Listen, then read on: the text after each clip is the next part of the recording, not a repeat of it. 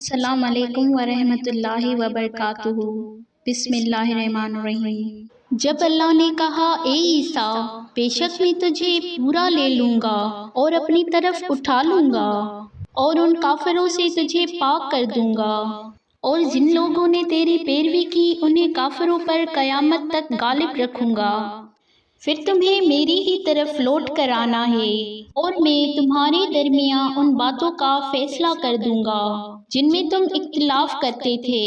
پھر جن لوگوں نے کفر کیا انہیں میں دنیا اور آخرت میں سخت عذاب دوں گا اور ان کے لیے کوئی مددگار نہ ہوگا، لیکن جو لوگ ایمان لائے اور انہوں نے نیک عمل کیے تو اللہ انہیں ان کا پورا پورا اجر دے گا، اور اللہ ظالموں کو پسند نہیں کرتا۔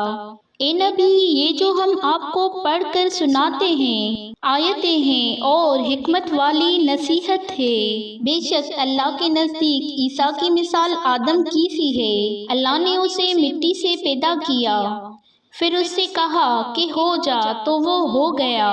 یہ آپ کے رب کی طرف سے حق ہے، لہٰذا آپ شک کرنے والوں میں سے نہ ہوں۔ پھر علم آ جانے کے بعد جو کوئی عیسیٰ کے متعلق آپ سے جھگڑا کرے تو آپ کہہ دیں، آؤ ہم اور تم اپنے اپنے بیٹوں کو اور اپنی اپنی عورتوں کو بلا لیں اور خود بھی حاضر ہوں، پھر گڑ گڑا کر اللہ سے دعا کریں کہ جھوٹوں پر اللہ کی لعنت ہو۔